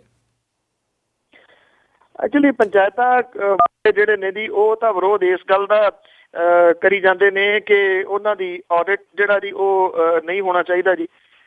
ਕਿਹੜੇ ਤਰੀਕੇ ਦੇ ਨਾਲ ਆਧੁਨਿਕ ਜਿਹੜਾ ਜੀ ਇਹਨਾਂ ਨੂੰ ਕਰਨਗੇ ਗੱਲਾਂ ਨੇ ਜੀ, ਇਹ ਤਾਂ ਸ਼ੇਖ ਚਿਲੀ ਦੇ ਸੁਪਨੇ ਨੇ ਜੀ ਜਿਹੜੇ ਦਿਖਾ ਰਹੇ ਨੇ ਜਾਂ ਜਿਹੜਾ ਕੁਝ ਕਰ ਰਹੇ ਨੇ। ਪਿੰਡਾਂ ਥਾਵਾਂ ਦੇ ਉੱਤੇ ਤਾਂ ਅਜੇ ਵੀ ਇਹ ਗੱਲ ਚੱਲਦੀ ਹੈ ਵੀ ਤੇਰੇ ਫੋਨ ਤੇ ਕਿੰਨੇ ਡੰਡੇ ਆਉਂਦੇ ਆ, ਦੂਜੇ ਦੇ ਕਿੰਨੇ ਡੰਡੇ ਆਉਂਦੇ, ਕਿਉਂਕਿ ਉੱਥੇ ਜਿੱਥੇ ਪੂਰਾ ਨੈਟਵਰਕ ਫੋਨ ਦਾ ਨਹੀਂ ਆ ਰਿਹਾ, ਉੱਥੇ ਕਿਹੜੇ ਤਰੀਕੇ ਦੇ ਨਾਲ ਆਧੁਨਿਕ ਜਿਹੜਾ ਜੀ ਉਹ ਕਰਨਾ। ਇਹ ਉਹਦੀ ਜਿਹੜੀਆਂ ਗੱਲਾਂ ਨੇ ਕਾਗਜ਼ਾਂ ਪੱਤਰਾਂ ਦੇ ਵਿੱਚ ਜਿਹੜੀਆਂ ਸੁਣਾ ਕੇ ਲੋਕਾਂ ਨੂੰ ਖੁਸ਼ ਜਿਹੜਾ ਜੀ ਉਹ ਕਰੀ ਜਾਂਦੇ ਨੇ, ਫਿਰ ਕਹਿੰਦੇ ਸਾਨੂੰ ਲੋਕ ਗੱਪੀ ਕਹਿੰਦੇ ਆ। ਬਿਲਕੁਲ ਜੀ, ਬਿਜਲੀ ਵੀ ਸਰਪਲਸ ਹੋਈ ਆ ਤੇ ਇਹ ਵੀ ਚੀਜ਼ਾਂ ਜ਼ਰੂਰ ਹੋਣਗੀਆਂ।